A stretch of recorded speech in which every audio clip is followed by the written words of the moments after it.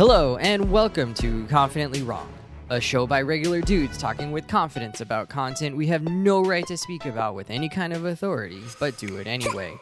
I'm Wesley Nakamura, and as always, I'm joined by Mike Smith, award-winning director Brian Redondo, and Savon Jones, aka Captain Vonnie.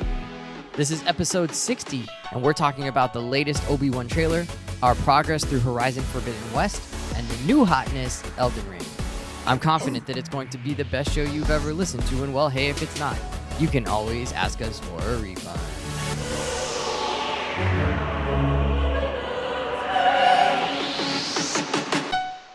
Incredible! Hello, everybody. Welcome back to our terrific show. This one's actually going to end up being kind of another games megasode, so to speak. But first, Obi-Wan trailer dropped about a week or so ago. This is probably be the last trailer before, or last real trailer before we actually get Obi-Wan coming out. When is it? End of March? May? Something like that? So. May? I thought it was May. May 25th? May 25th. Oh, May the 4th? We may No, get... it's May 25th. May 25th. Yeah. May? Why didn't they do May 4th? That seems silly. So maybe we'll get actually one more trailer before we get there. But this one was Or cool. 5. We got some character reveals. What were your initial impressions, Brian, when you saw this 2-minute trailer? It looks cool. I'm into it. I have never seen the Inquisitors before. Thank you, Mike and Savon and Wes or whoever explained who that woman was chasing Obi-Wan in the trailer. But just the idea of former Jedi now hunting down other Jedi, that is a cool premise, and I'm here for it.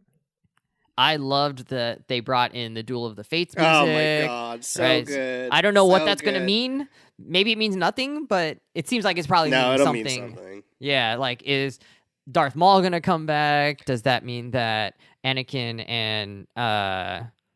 and Obi-Wan are going to team up in some way? Like, I don't know. Who knows? But it was cool just to get that kind of like Darth little... Maul is still little Maul still Easter alive egg. at this point? Oh, I don't know. I mean, he can always come back. They bring him When back. does he like- get Please. killed? When does he get killed in Rebels? Rebels is before Episode 4, so Spoiler Mhm. alert. It depends. It's an open. It's That's a open. It's open to interpretation, Mike. no, it's not. 'cause No, this not is- the death. No, not the death. I mean the timeline of him. No, this is 10 years after Revenge of the. I don't think Darth Maul is alive at this point. Okay, well, they could bring him back. They always bring him back. Just who knows? Anyways, very heavy Hunger Games vibes. I don't know why. It I just don't felt know- like Hunger Games to me. I don't know where What? you got What? that from. Yeah, yeah. I don't know what's that. I don't know, B. It just felt like it. Okay. What? I'm sure I had a reason in my Great sleep-deprived state when I was thinking about this and Mockingjay? watching Great it. take. Anyways, because there's this like it's because the city and the town were sort of corralled in this place, right? Having to watch the feet dangling, whatever that was going on there. A public execution, then the first thing that comes to mind is the Hunger Games. Yeah, right. They were doing that thing where they like basically it's intimidation, right? They gather everybody there and then they do the thing and they like basically torture somebody or kill somebody in front of everybody to say we're the big bad here and like y'all are just District 12 or whatever. I don't know if the Hunger Games. I just don't think created- I just don't think Hunger Games. I think Whatever. just history. Yes, history and Hunger Games, but the way they framed it, I don't know. It just felt like It's that to okay, me. Wes. And I Little think Darth it also Vader ties at the into end. one of my questions, which is in the original trilogy, the Empire pretty much leaves all these Outer Rim worlds alone, like Tatooine, right, for the most part, until they find the droids there. But so it's interesting to me that they're trying to like retcon this a little bit and say like, oh no, the Empire does have interest in this way out planet with nothing really happening. Well, I on think it they're that's of looking interest to for them. Obi-Wan. I think that's the whole premise of the show. But I think that was the whole point of him going there a little bit, right? Was that like the Empire didn't really care about this big planet. No, he's Anyways, going there because that's where Luke's family is, and he's watching over Luke. right? But part of the reason they chose that was It's like, both. right? That I guess it's far away, and yeah. the Empire doesn't really care about this planet. Anyways, I'm just excited. whatever. And for no Hayden Darth- Christensen in the trailer. No, but there's the breathing But at the end. soon. He's in the show. And the thing I've read everywhere is that it's not even retconning. When Obi-Wan in episode 4 meets Darth Vader for their final duel. Darth Vader says, "When I left you, I was but the learner. Now I am the master." On Mustafar, Anakin didn't leave nobody. He was lying there with one arm. Obi-Wan left him. So it's often been theorized that there was one more fight prior to when they met. And I think that might be in the show. And if there is, I'm going to lose my shit. Sorry, BK. Oh, I love it. Awesome. Savon? I mean, the trailer was cool. Thought it's cool we're bringing in the Inquisitors. They're going to be fun antagonists to have. We'll have some fun, just eye candy scenes. That's just going to be, no matter how the story goes, this is going to be entertaining watching them do their thing. So that's always fun and promising. I guess my bigger question about the show is just, can Obi-Wan, like, no one wants to ask this because we all love Obi-Wan, but I'm going to be that guy. Is Obi-Wan a character who's good enough to be the lead? He's never been the lead in any of the media that he's appeared in. And now we're finally going to have something where he's the main protagonist. And there are a lot. He's always been a second fiddle character. And I have serious concerns of. Use the vocab word. Use it. Deuteragonist. He's the Deuteragonist. People who don't know what that word means. It's the book of Deuteragony. No, it's next. You have your protagonist, who's the main character, and then your Deuteragonist, who's the secondary character. So, like, there's Goku, and then there's Vegeta. There's Batman, and then there's Robin. There's, it's that type of thing. Sidekick. And yeah, not always just sidekick, but like, you're not the main person. But you're Ron Weasley, so he is a sidekick. But Obi-Wan wasn't really a sidekick, but he's always secondary to Anakin in Star Wars, and I just wonder what's his plot, what compels him, what's his conflict. He never had a real conflict in any of the Star Wars movies when you really get down to it. Every bad thing that happens to Anakin that leads to him with the dark side, Obi-Wan's not there for it. So besides not killing him, and like, it sounds nitpicky, but I think when you really think about it, what's his conflict? What's his flaw? What's the thing that's making him have to make tough decisions? Well, I think he doesn't have that up to this point. And, the way you build that up is you have to naturally build kind of investment in a character over time.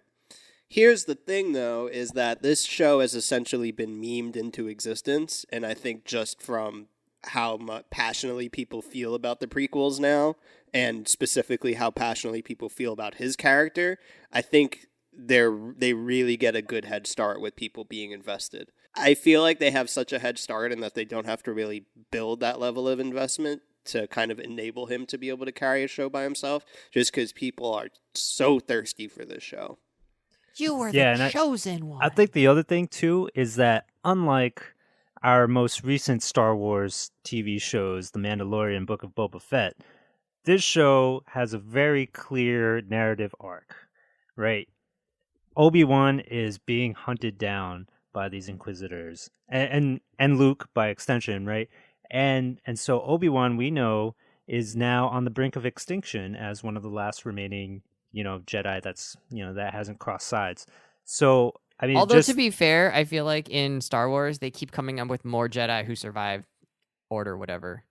Kind of. 66. Yeah. I mean, but anyways, whatever. keep going. That's fine. I mean, but they're on the brink of extinction, right? They're in the single digits. Wes. Maybe there are we 9 keep of finding them. more and more. Yeah. Yeah. So I think that baked in conflict is going to create an interesting or more interesting character. Right? I think Savon's totally right. Obi-Wan kind of second fiddle usually and kind of underdeveloped, but now this is his chance to shine. And we got Ewan McGregor to carry us through that. So the GOAT. I think he's amazing. I love him. Yeah, I think the recipe or the ingredients are there to have a good meal here. And Deborah Chow did good episodes of The Mandalorian, so I mean, I'm confident in her. She's a director of the show. Yeah, I think I'm confident that all that stuff is going to be phenomenal. Also, we just haven't had a lot of lightsabers in the past few years. If we're not talking about the sequel movies, I'm very excited to see some good old-fashioned laser sword battles. It's going to be interesting. Real quick, can someone explain the Inquisitors? So in the trailer, one of them is his face is painted white with some red markings, and then the lady with the braided hair and she's dressed in all black. It seems like she's kind of chasing someone down or something like that. Who are they? What are they? Why are they? What powers do they seem to have? Why are they using lightsabers as a kind of a dummy for Star Wars? I thought like pretty much only the Jedi are using lightsabers, but they clearly use them. Savon, inform me, because I'm a Star Wars dumb here. All good. The Inquisitors was something that existed even before Disney's Star Wars buying of Star Wars. So it's worth noting this concept has existed for decades or for quite some time. But as we see now, the Inquisitors are basically Force sensitives, former Jedi, things of that nature, Wes, who at some point fell to the dark side for one reason or another. Think of them as the Empire's enforcers. They, like Vader's like a head enforcer of doing stuff. Think of them as like, they're Force sensitives. They can do Jedi type stuff. They use swords, and they go out to either hunt Jedi or hunt down the Emperor or Darth Vader's enemy. I think in the context of the show, specifically, they're Jedi hunters. So people survived Order 66. The best way to hunt them down is with other Force sensitives who either used to be Jedi or have comparable skill sets. And that's just their whole shtick. There's a bunch of them who maybe are better or worse and have different personalities, but that's their job. And so no matter what character you introduce, you have a lightsaber using baddie who is like, you can just copy paste one of those characters into something and be like, all right, you have a nemesis. Also, these specific characters have been in Star Wars. Like, the concept of Inquisitors is old. Savon is right. I did not know that, but Savon was right. But, like, these specific ones, like the Grand Inquisitor, the big dude, he was in Rebels a lot. Some of them have been in games. So they've kind of been part of, I think, Dave Filoni's building out of the Star Wars universe. The Inquisitors have been kind of a big foil to the concept of the Jedi in absence of real Sith. Gotcha. Let's wrap this up. What are some expectations for the show? What would it have to do to be successful for you? I think for me, I would just want them to tell a cool story and stop introducing these cool characters or these legacy characters and then have them do nothing.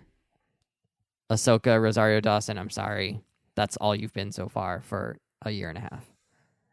What would have to be for you, Mike? What are you hoping for? I think we're all ready to move past Tatooine. Yeah. And I think this might be the last kind of part of that. I think, like, really seeing what this time period was for Obi-Wan before the movies, before, we hand off to Luke. So I'm kind of hoping that we can tie up some bows here and really just flesh out that last relationship, the most important relationship in all of Star Wars, arguably, Obi-Wan and Anakin. Savon. I want to see if they give Obi-Wan. I want to see if Obi-Wan can be a quality lead. I think the production value, fights, and all that is going to be great. I want to see, can you make me care about Obi-Wan as a lead and make me invested in what his, if he has a real dilemma. I got real big questions about that. So your expectations are kind of low?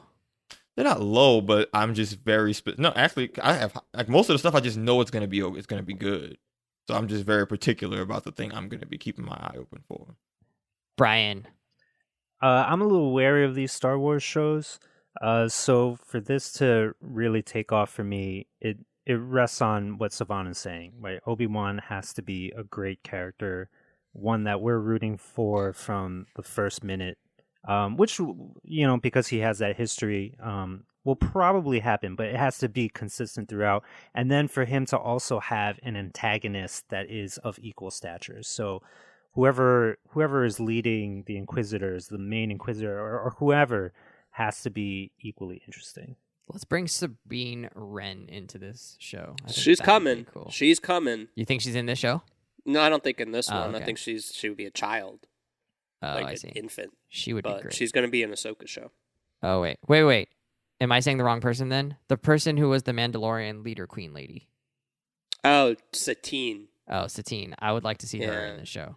Well, she's dead. Their chemistry was terrific. But she's dead. That's the whole point of it. Bring her back to life. Oh, my God.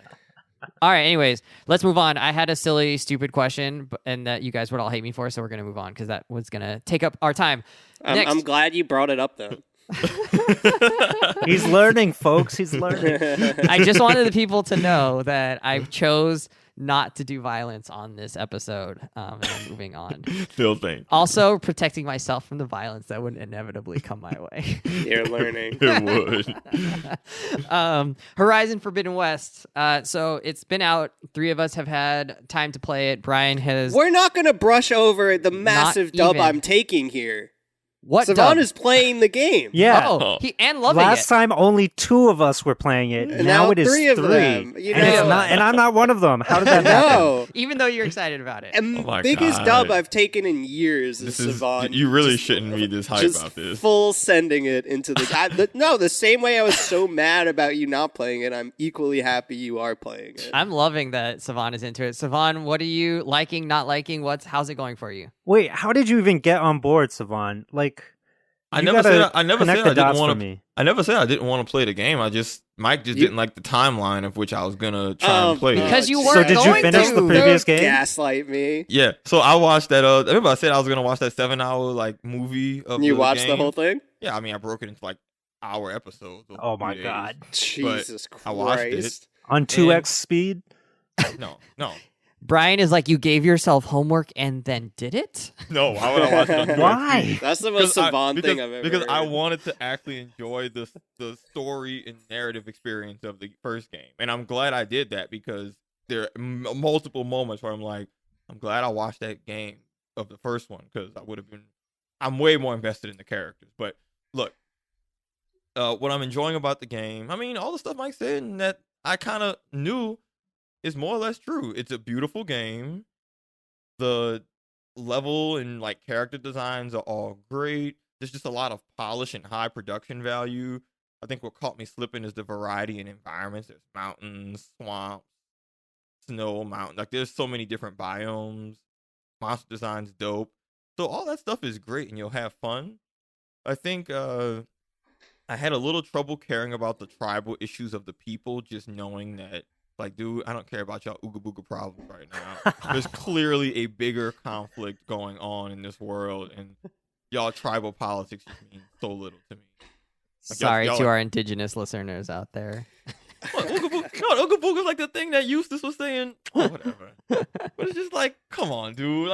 These people are worshiping machines, and they're just doing all this, and I'm like, dude, we got big. Wait, speaking of Ooga Booga, is Taika Waititi getting a little too comfortable putting indigenous actors in faux Indian outfits?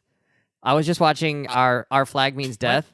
Bro, he's got the same actors, indigenous people, in super stereotypical native garb, but still I don't know. I think he's getting too comfortable. All right, anyways, Savon, keep going. I'm sorry. Thanks, Wes. Yeah, cool addition.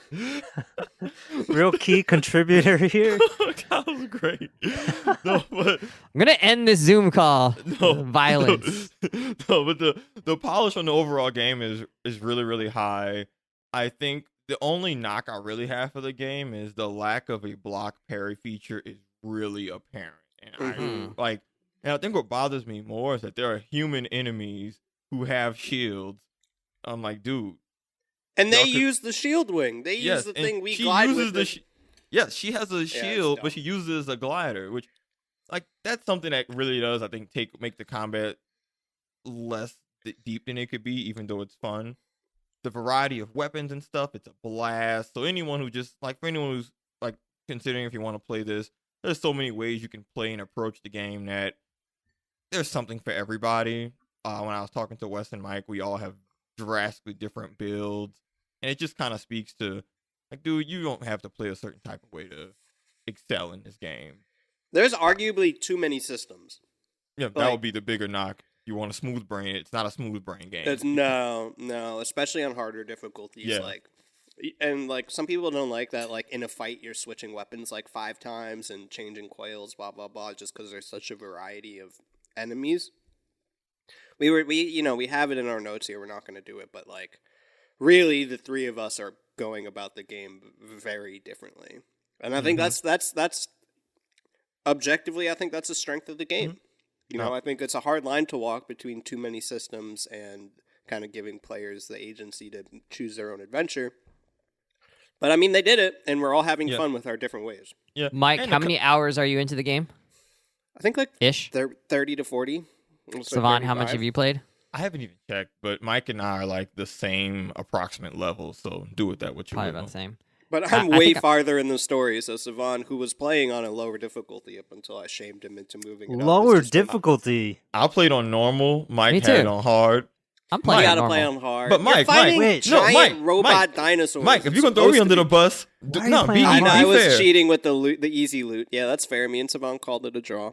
He didn't But have yeah. to shoot parts off the monsters, Wesley. Wait, Yeah. what? Why? You can turn on because easy loot, and then when you kill them, they just have all the parts on them. No. Yeah, how you gonna hate on him, right? Look at What? that. He mad because we played on normal. You know but he didn't- how many You're like, times they're I've big tried to monsters, shoot? You got to fight on hard. I've tried to shoot the tails off of the stupid and you're machines just and missed. missing, bro. and you're Well, just okay, here's the missing. The thing. tails I- just go wherever. Yeah. Dude, and then it turns at you and you gotta get behind. Most Bro. of what I do when I'm looking for specific parts is I have a very specific, and Savon called it kind of Jewy. He said, Wow. Savon, timeout, penalty box. What actually happened? I don't know if is I told Savon's Savon- reaction is because like- Savon was giving me shit about this, and I said BK. what I do is I sneak up on a machine. I have these really strong tear arrows that can rip off any part pretty much. In You said one you're at hit. 300 tear damage? Like 330. Yeah. Oh my on- god. My yeah. tear damage is 60, guys, just for No, I reference. could, so I could sneak up on a machine, I knock the piece off, I run up to it, and they're like giant thunder jaws, so they see me immediately. I just throw down a smoke bomb, pick up the piece, and bail. And Savon was like, that's very on brand. And I was like, sounds a little anti-Semitic, sneaky Jew, but I'll take it. Not what I meant. Whoa. Mike plays in the most efficiently boring way. Like you get all these cool stuff, and Mike says I use like 2 weapons. Like that's just No, and I have branched out, but here's the thing for me is that like it's for such like a kind of piece of shit that I am, I get very like obsessive about open world games, and I feel like I sometimes put a lot of pressure on myself to like use everything and do everything. So it's also kind of been an exercise in like just vibe, just let what will happen, like use what works. I'm trying. That's so to, interesting because you always yell at me for not vibing and for like doing too much, but you also have that same don't inclination. do what I do. Yeah. Hey, man, he's just projecting the self-hate. Yeah, game recognizes exactly. it. My He's admitted self-loathing is being like, hey, don't do this thing I do because I hate myself and I do that. Fair enough. I think 2 takeaways then from that is like, you can like really spend a lot of time on this, and we're all enjoying spending that much time on this.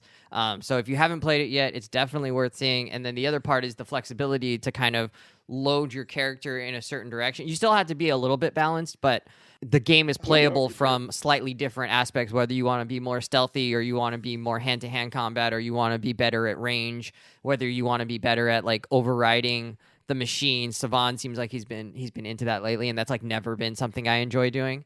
And you can play this whole other stupid side board game that Mike is really enjoying that I It's want gotten no part so of. hard I can't even do it anymore. Okay, It's I want so no part of hard. that. Savon, it's what's up? so hard. Bro. It's not as good as Gwent either. one thing I'll add that people should know before playing this game. As beautiful, as fun, as creative, as great as this game is, it is still ultimately a third-person action RPG game. And it still does a lot of the same tropes that you see in these games. So, like, I'm a longtime Assassin's Creed fan. It's still going to have long climbing sequences, getting to the top of, like, a high point climbing puzzle to find new things on your map. Like, there's still a lot of similar beats in this game that you'll see if you're someone who plays a lot of these third-person open worlders. If you're into the genre a lot, you'll still enjoy it. If you're burned out, I think that's something that's worth noting. Disagree. Hold on. Disagree. Like, this game does not reinvent the wheel, No. but this is a damn good tire. No, but you're like comparing like a wheel on Wait, like we're just a gonna skip child's- over what he did there. That was amazing, Savon. I love that. A damn good tire. I like Yeah. Didn't reinvent the wheel. Such a It was- poet. Such a poet. Oh, Is okay, Savon good job, Jones. Savon. All right, yeah, we'll take this moment to recognize your little plug line there. But you're comparing like a wheel on like a child's tricycle to like a Formula One car's like tire. Like, I mean, these Assassin's Creed games, some of these are like 10 No, plus you're year right. old games, so it's not like a bad thing. But No, you I can know, clearly but see the influence. So it is an open world action RPG, but like, and this is what we were talking earlier. Like, one of the plugs I heard for this game, I think it was on like Gamer Ranks, is like, This is like the open world game for people who are sick of open world games, because like it has all those same tropes, but they're all creative. Like, you know, the games you were going to play prior to me, you know, swaying you, Far Cry, Ubisoft, they both have like climb up this tower to unlock that area of the map. We were literally talking about this yesterday, is that in this game, like, you have that, but it's these giant tall necks who move around who you have to climb up. And not only is it, in the first game, it was like, that was cool enough, but it was just climb up to a high point and jump on. Now each of them are their own kind of puzzle that are very creative in their own way. And even sometimes have a little story to them. So it's taken, you're right, it does have all those tropes, but I think they're so creative and original, like, that's why this game stands out. And I think, like, for me, I get bored of open world games, like even Ghost of Tsushima, which was amazing, because it's just go here and kill people, go here and kill people, go here and kill people. And it's the same enemies every time. This game is so far ahead of that it's you're right, it has all those tropes, but I think it does them so well that it's so hard to compare. I mean, but those games came out in 10, 15 years before. No, Horizon was they a just thing. came out of Assassin's Creed but yesterday. I'm talking about like the games that remember, free climbing buildings and stuff wasn't a thing until Assassin's Creed made that an industry standard and people realized. But before then, that was not a thing. Climbing to the top of a thing and scan, like a lot of the things about action RPGs that I think you're tired of, for good reason, with later Ubisoft games, you got to remember they pioneered that in the first place. They made that something that everyone else said, "Oh snap, this is a good mechanic. We got." You're telling us to give Ubisoft their flowers right now? I'm saying is that even though they've fallen off in recent times, they've pioneered a lot of the mechanics that we see in our most loved games. So like that again, that's not taken away from Horizon being way heads and shoulders above this stuff, but I'm not going to pretend like Horizon isn't. No, you're right. No, you're right. Because it without doesn't do Assassin's anything Creed, new. there It's is no just Horizon. It's just mastered all of these things. Yeah, which is again back to my damn goodwill analogy. Yeah, no, you're right. You're right. But right. Can we talk about who has really mastered the open world? Come on. I'm waiting here. It's not this game. All right. I have It's it. the So next here's the one. thing. Yeah, it's a Here's good the transition. thing. I like Here's the this. thing. And he's Yeah. right. No, and there's two games I think that have mastered the open world. So this game, Horizon, Not has Breath actually, of the Wild? Are you Christ, getting there? Wesley, I had such a good tee Do up it. here. Tee Oh it my up. god. We'll skip it. Do it again. I'm gonna I'll curse skip so this part. much now. Do it. Skip it. Just start over. Leave this in. Start over. Leave it in. All right. So here's There are the two thing. games. So you've probably noticed that this game actually, isn't like what we say, it's not in the zeitgeist too heavily. Like, it's not on the internet. Like, there's not memes, videos, stuff like that about it. And that's unfortunate because another massive game has come out. Now, rewind 5 or 6 years when the first game came out, it was actually in the same boat because a small game you might have heard of called Breath of the Wild came out. And when you're putting out an open world game, it was kind of hard to go head to head against Breath of the Wild. Fast forward 6 years to now, we got this amazing game. It's still not kind of in the zeitgeist. Why is that? Because a game being colloquially referred to as Death of the Wild has also come out. And it's literally everywhere. I cannot go anywhere without seeing Elden Ring content. Everybody is playing it, and I think what we're about to find out is that people who aren't traditionally into From Software games have been very into it, specifically because it is mastered the open world in a way that seems only comparable to Breath of the Wild. So, there's only one of us who have played it because the three of us are on the counterculture of, not giving in to the norms. I thought you were a hype beast, Mike. I thought you were a hype boy. Here's the thing, what I will explain about is, like, I have a very complicated relationship with these From Software games, and I'm not emotionally ready to dive into Elden Ring. I'm gonna talk about why you are ready. But go ahead, continue. Well, no, I mean, like, we don't really have questions here. We don't really have much. I mean, like, I think you are the one that is good at kind of explaining the beauty in visual media. So, the floor is yours, Brian. Tell us about Elden Ring. So I am with the culture right now. I am a sheeple. I'm holding up what's popular and going with it. You guys might be going against the grain, and I scoff at that because you guys are missing out. You're like nitpicking a lesser open world game. I haven't even played, but I'm sure it's a lesser game. To Elden Ring. And so I'm somebody, I've never played a Souls game. I've never played a From Software game, the developers that make this. And it's a game that wasn't on my radar until I opened up Metacritic one day and I was like, what is this game that has a 97 on Metacritic? That is unheard of.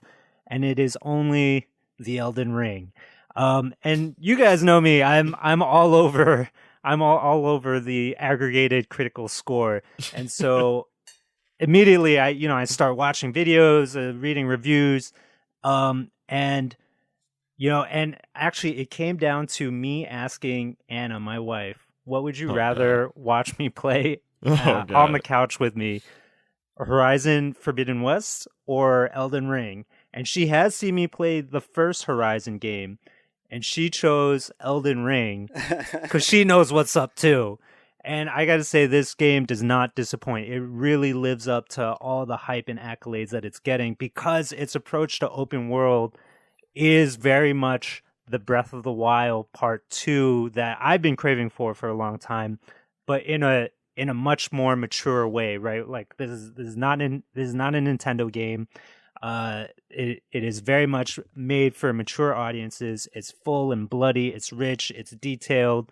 It's got, a lot of the same things that we expect in Breath of the Wild, but translated into the style of the Souls games. So it's very dark. It's very bleak.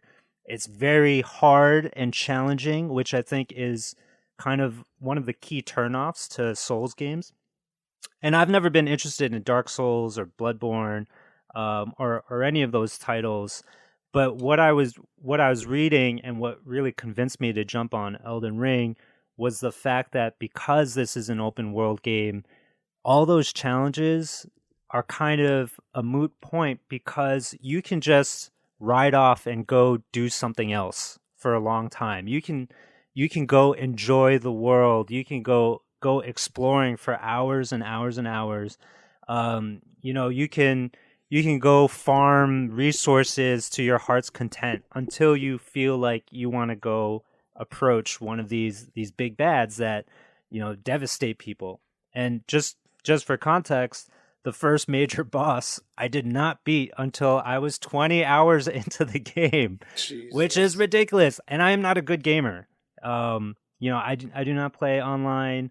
I'm like really bad at, some of these like fighting games that require a lot of technical finger dexterity. So for me to be into a game like this is actually like very, very unique. But let me take a step back and just like explain what Elden Ring is, right? Like as a game, right? So it's open world. It's a classic fantasy type setting written by George R.R. Martin, by the way. And so what makes it kind of unique is because the lore is super deep, but there's no hand holding, there's no cut scenes, nothing like that is telling you directly what the story is. You're kind of just piecing it together from bits and pieces from different NPCs that you meet, from random scrolls that you might find and read, and just like looking at the environment and all the ruins around you. So you're kind of like this deceased. What it seems like you're deceased. I'm not entirely sure. It seems like a purgatory type place called the Lands Between, and all these people are coming who are called Tarnished, and you're one of the Tarnished, and people there know that you're after the Elden Ring, which is the source of all power and whatever. And they're demigods, they're trolls, there's sorcery and stuff going on there. But it feels very much like everybody is kind of waiting around in purgatory, and that something is wrong with the Elden Tree, right? And I think that's sort of like the center of life and death in this world, but you don't necessarily know. So you're out there, you're just trying to grind and survive, and people kind of point you towards different quests, but it's kind of on you whether or not you want to follow up on them. Wesley, I'll take your question. What powers or weapons or skills can you have in this game? Like, Can I you ask get a a question before magic we get stick into the? and be Can like? can I ask before we get to that? Because I think there's a foundational question we're missing. Oh, okay. Yeah, Is- yeah, I go don't for it. understand this game at all. I've never heard anything about it. Yeah. What is so I'm not engaging explaining it right. about the open world? So, one, it's massive. It's just like Assassin's don't- Creed is massive. I don't care about massive. this map is going crazy. I've been told but that size doesn't matter, guys. it's kind of like you're used to fantasy environments, but not like this one. That is really, it's really bleak. It's dark. but Just it's like not big and it's- hollow. It's not empty.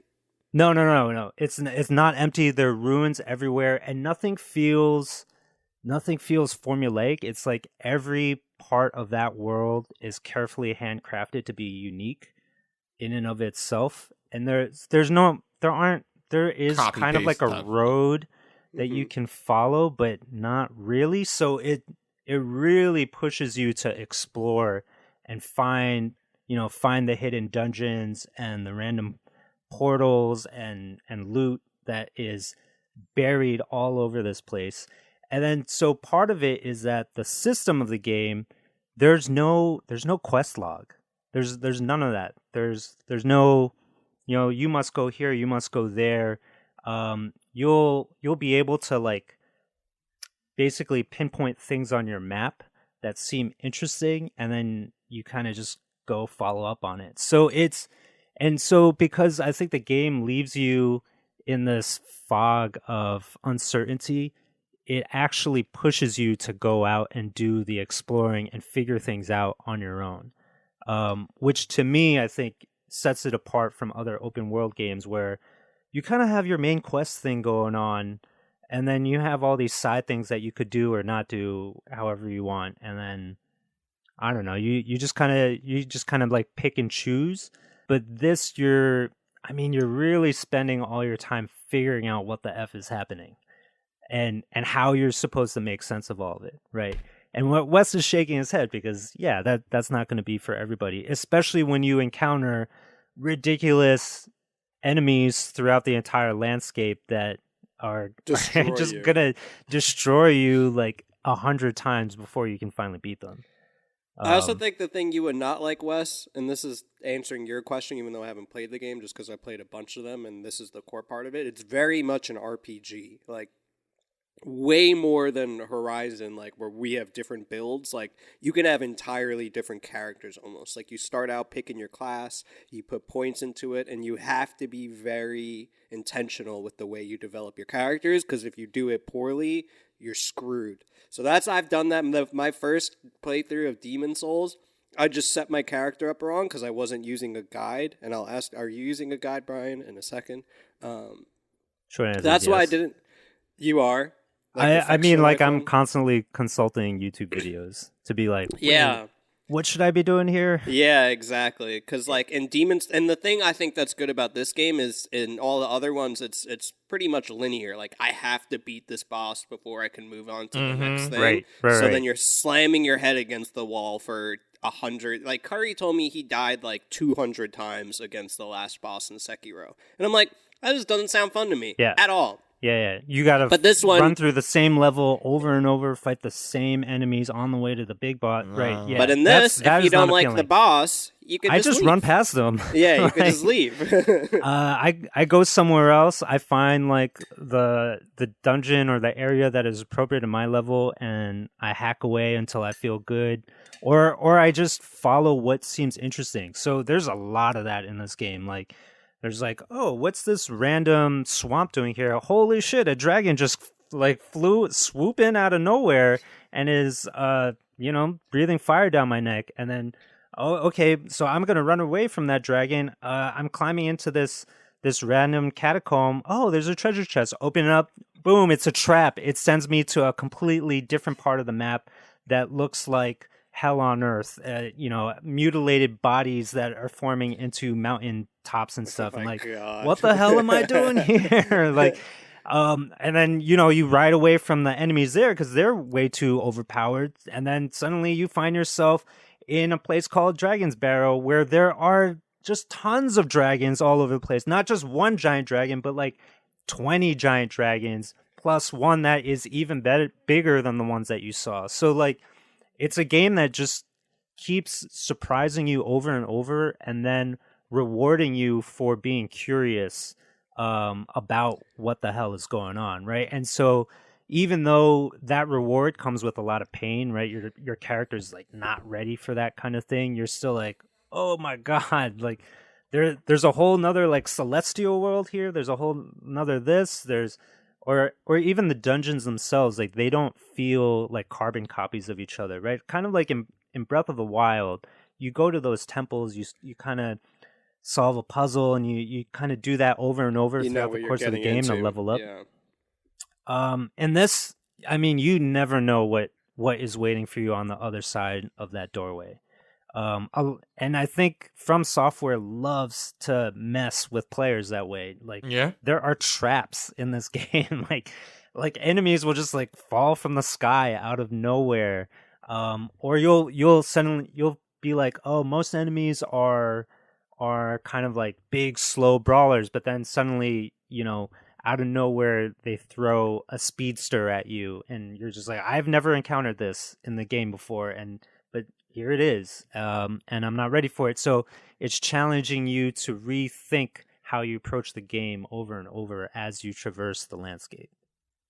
It gives you things to build up to, it looks like. Or it seems like, oh, this place is overpowered. It's like, okay, I'm going to lose, but now I have all the more reason to want to become really strong, because it's like, hey, that means I can come back here. Yeah, exactly. Do you find yourself going back to places, or is it so kind of like open and Yeah, so what I've been doing is bookmarking places on the map where I know that there's a certain dungeon there, or maybe there's an item I want to get, or I need to revisit that spot because I know I'm not ready for it, but it's a really crazy environment that I know I want to grapple with. Have you had any moments? Well, I guess with the first boss, so I guess we can kind of talk about that, because I do feel like talking about a From Software game without discussing difficulty, it would be kind of remiss. I think it's like a pretty hot topic thing, like easy mode, blah blah blah.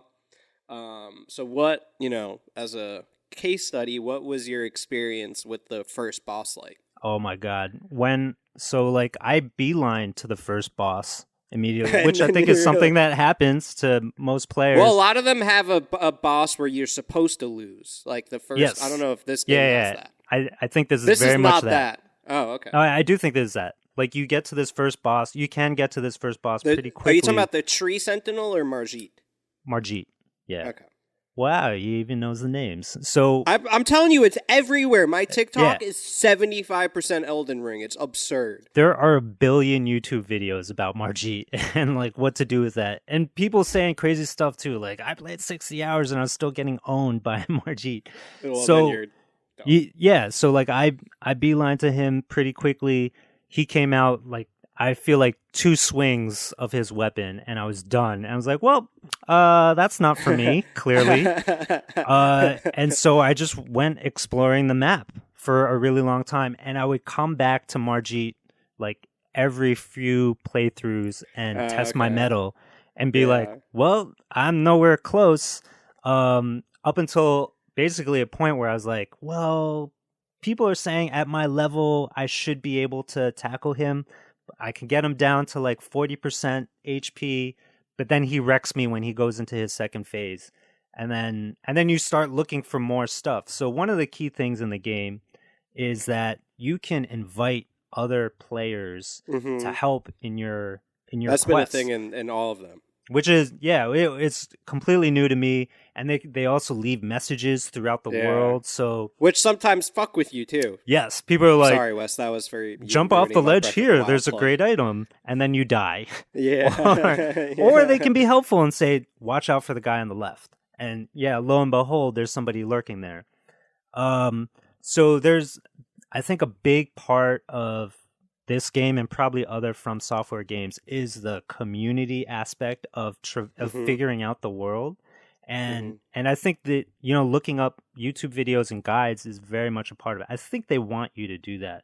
So, and then, another really cool thing that your character does is you summon the spirits of other enemies that you have found through the world. So it's kind of like I have my roster of familiars that I can summon in the battle. So with Margit, at first I was trying with my pack of wolves, summoning them, and then that wasn't working. And then I tried summoning a giant floating jellyfish. That didn't work. And then I realized, like, oh, I could get this zombie dog thing that could bite him and make him drop HP over time, and that worked, right? And so, like, yeah, so the game is trying to build like all these challenges for you that you gotta think creatively about, but also tap into the community to really ultimately best. And to me, I think that is a very cool experience, and that's also what made Breath of the Wild fantastic, because all the output that people are doing, like, this is how you could use this power. This is how you use this, electricity to fry your enemies in a swamp, right? So this game has that in spades, and just every step of the way is like, wow, I didn't know you could do that. That's amazing. Okay, 3 final questions. One, real quick, just 1 to 10. What do you give it so far? Oh, this is like a 9.5. And what was Breath of the Wild? And Breath of the Wild is 9.5. To me, Breath of the Wild is a 10, straight up 10. The thing is, like, I'm not through the game yet, so I don't really know how it's going to pan out. I'm hoping there's a payoff in the story, right? Like George R.R. Martin, I'm counting on you, buddy. That this is worth the 100 hours that's gonna, that I'm sinking into this thing. So okay, well then that's my second see. question: We'll is are you? I obviously you can't tell the future. Are you planning on, or / do you think you'll finish the game? I think it's gonna take me like 2 years to finish the game. If I'm being honest. Yeah, but you think you will? I think I will try to. This is the game that I am losing sleep over. Like, it's kind of like just one more shot at Margit, don't go down that road. I can tell you. Just one more, maybe one more dungeon, so I can at least feel like this run was worth it. Like, I need to find just like one more item, or maybe unlock one more thing. That's how they get you. Okay, well then, if you're bought in that way, then my final question is: in 2 years, when you do finish this game, do you think you'll play another From Software game? I mean, not if it's linear like the other ones. I don't think I could possibly do it. I think it would just be like too hard, too much, and too much, like masochistic. At least in this, like, as bleak as the game is, it is amazingly beautiful, right? Just like the way they design all the characters, the landscapes, like the Elden tree that you see from everywhere is bright, glowing, golden, massive tree, and it makes all the skies golden throughout the game. So it's a beautiful ride, just like running around and avoiding enemies. Oh God! So, which is what I do for like 10 hours. Well, final question, and we'll wrap up here because Wesley wanted this. He put it in our chat here. So in our pre-show, we were talking about how you can kind of see why specifically each one of us would not like it. For one sentence for each of us, why would we not like this game? So, Wes is not going to like it because it's confusing. and I've been really confused. But you lean into confusion as like a storytelling device. Yeah, I think it's cool. Like, Wesley needs to have his hand held. Otherwise, and because there's no story, Wes. Yeah, by the way, Wes, there are no villages. The only village I've encountered is one filled by angry ghosts that are trying to kill you. So, there isn't that moment of calm where you're just going to get like lots of story. No one's vibing. No. Yeah. Savon, I mean, based on what you said before, like, some of the challenges might be still too much to like make the game enjoyable. Like, I spent 20 hours trying to beat Margit. Maybe you guys could probably beat him in like 15 or 10, right? That's a lot. Yeah, like I played a Souls game. Boss. I mean, it's just like some people like the journey of like the challenge of it, and like Brian said, I don't think Savon is one of those people. I want to get snug. I can play an online shooter. Yeah, exactly. Oh, and that's the other thing. This hard. other players from around the world can invade your game and then just wreck you up. Like, Can they help you? that can happen. They can help you. Or they can fight you. Wait, can you multiplayer with your friends? Yeah. Yes. Yeah, yes. You can. So that part you will love. Are there gameplay limitations with the multiplayer with your friends? No, There's some. You can you have to do it in certain areas, right? Certain, you can't just completely open world it with your friends. Is it but do you feel like you can do more with your friends than you can't do with your friends, or do you feel like you're locked out of more content than what you can do with them? I think maybe it's too early to tell. I Would think that it makes make the you game play richer. the game, Savon? That would make me play the game. You want to co-op Elden Ring? That would be like the multiplayer that Skyrim never had. No, which but is something I've always wanted. I think the difficulty here is that the other player comes in to help one person on their journey, right? Like I don't think it. You're kind of like doing it for fun for them. Yeah, it's not quite. It's not going to really help you. I think it'll maybe give you some power ups here and there, but it's not. It's not like they're helping you with your storyline too. Yeah, okay, but you why can would get I strong know, and still play together. Like, if you Yeah. both no, get but you're strong, not. But just- you can't progress your game when you're in someone else's world. Yeah. But if you progress your character to So you the would point where still you're have I'm to. happy You would with my still have to character. play the game Yeah, yourself. yeah, before I you know. can Yeah, I mean, this type of game, like if it's just too hard to be fun, I'll just turn the difficulty down. I don't have that's not a pride thing. Here's me. the thing about these games. There is no. Don't tell me Elden Ring there don't are give no you a difficulty. settings. No, that's the whole thing, Savon. None of these games have a difficulty setting. Oh, Yeah. No, that's like. so the game is just gonna be as hard as it's gonna be. Yes, that is a core foundation. The only thing you can do, as they say, is get good. Yeah. And Brian, you playing this? That is the key aspect of the creator. I forget his name. Miyazaki. That's what he wants. That's what Miyazaki wants. He wants that screen that says you're dead to not be the thing that ends your journey, but the thing that propels you to get over it. Yeah. Yeah. He wants you to grind and grind and grind so you feel good. It's basically get good. It's a game. Yeah, no, that is I think for me, I don't know, you could tell me if you disagree. I'm going to play this. It's stressing me out just thinking about it. So I don't know what you had in mind for me. But I think, Mike, out of everybody here, I think you will like the game, most likely. I don't know if you'll love it because, and this might be a weird nitpicky thing, but just because the story is so opaque, maybe it'll turn you off. Yeah. You'll be like, I mean, look. What is the point of this? I feel like you might say that at some point. I have started Dark Souls. I have started Bloodborne. I started Demon Souls twice. I've never finished a single one. I made it pretty far in Demon Souls. I think I could have beat Demon Souls, but that game was just tedious at points because, not only do you have to slam your head against the boss, but when you die, you go back to the beginning of the level, so you have to make your way through the whole level before you... Wesley looks just absolutely... He's so out of this conversation. That sounds like such a good use of my leisure time. And it's so funny because I remember, and this we can end here. I remember talking to my friend Curry who played Last of Us 2, and he was like, that game was really fun. And I was like, fun? That game wasn't about fun. And I feel it's about being miserable. Well, and I feel like that's kind of the thing with From Software games. It's not just about fun. It's and I think that's why some people really love them, because it's really that overcoming that difficulty and that challenge is gratifying in a way that other games can't. Beating a hard From Software boss, the only thing comparable is a great win in a online shooter. Oh my god! It's just life hard enough, bro. Absolutely, I know. Well, yeah, life is hard. Life is hard as it is. Only people of privilege play From Software games. I would say it's a pandemic. Who does this? Wes, I'm trying not to curse, but I'm like, who does this for fun? Life hard as it is, just walk outside. It's really I feel like it's about the journey, and it's that's why some people love them, because that feeling of overcoming that challenge is just is unique in games. I think it's I'm actually in it I'm for a black the man fun. in America. You're in it for the.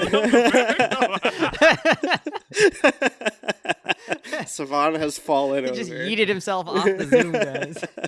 So I'm actually in it for the fun, right? Like I'm pulled in by the joy of just riding around and discovering stuff, right? If you Yeah. recall my game of the year last year, zero combat, all discovery.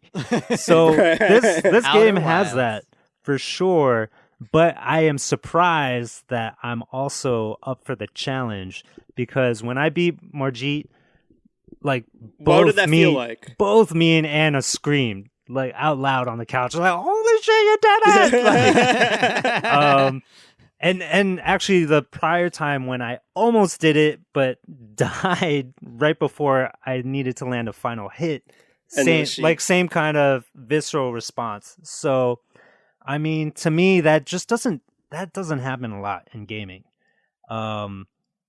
And so, yeah, that's why I think Elden Ring is kind of a cut above the rest. Savon said in the chat, if Brian can handle it, I can prob handle it. Parentheses, no offense. Close Oh, parentheses. absolutely, Maybe I'll get it. man. I'm not. But he's gonna hardcore do at it all. after he watches the previous 3 in video No, form. there's Yeah. no There's no story. story. I Yeah, mean, there's there's no no story. story. I mean, there Yeah. is if you want to read a lot, but nobody I has tried time to for learn that. the Dark Souls story. I was like, oh, No, there's I- nothing. I'm like, this So, isn't Mike, happening. on the plus side, I think you'll get into the lore. There is some deep lore going on in But this is it game. just reading this? Because I've seen No, some of the no, there's- bosses like there's voice talk and acting. stuff. Yeah. Yeah. The other ones don't typically have that. It's mostly voice acting, and like it usually is pretty short. It's just bits and pieces that you figure out. Like, oh, this is some really twisted stuff going on here. But there's no wheel where you can choose a dialogue option. Oh my how god, you all respond of to our Riva. listeners have stopped listening except BK. What are we doing? The wheel? Come on. Everybody only has the turned wheel this of episode off. Well then, Savon. You should play it. I'm interested. You guys are both gonna get it? Wes, I think I'm you not should play getting it. it until No. I'm fully done with Horizon, and then But I'm not taking a you're into break. it. Well, Wes I should played play 2 on hard Twitch. games prior. I played Metroid Dread. Jesus. I played Metroid Dread, which was hard, and then I played Sifu, which was hard, and I'm just trying to kind of, yeah, like Savon said, life is hard enough. Sometimes it's gratifying though. I also played Celeste though. I think No, I know. Celeste is a good counterexample. Celeste, Sifu, you said Metroid Dread, probably Hades. Mhm. I mean, like, if Yeah. you can play games like that, you could definitely play this. I'll get it. I'm not in a rush. I'll probably get it like several months down the line. They got other Years. stuff that's in my queue. Years. Like Far Cry and Assassin's Creed. Well, right now it's the new Grand Theft Auto coming out Tuesday. Oh, God. Is it new? I thought it's the same. I mean, it's just the PS5. It's the PS5 we're update, but it's free. No, It's not new. It is patently not new, but we're not Okay. going to have this conversation right now. All right, let's end it there, friends. If anybody is still listening, we thank you so much for your sticking with us. Elden Ring does sound really fascinating and interesting. It's just obviously it's just a game that's not for me, and I don't have time for a game like that right now.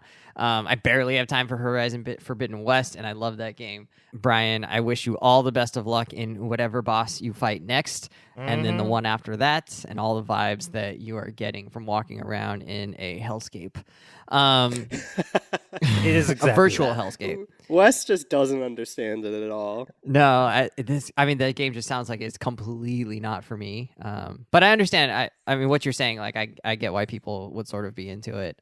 Just clearly, that's not going to be the thing that I enjoy. The Lakers got a win last night, guys. We have to celebrate our Ugh, wins. no, you know? wrap the So, show up. Nicely Is that done. only Thank you for in listening. the TV show version? Check Boo!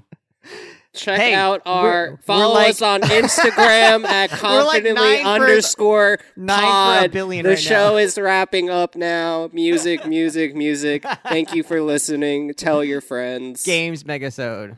Go Lakers. Knicks. Let's go Lakers. Go Pels. 50 points, LeBron James. He did it Get again. cancel this man. Get out of here. Later, friends. Chilling for the Lakers. Bye.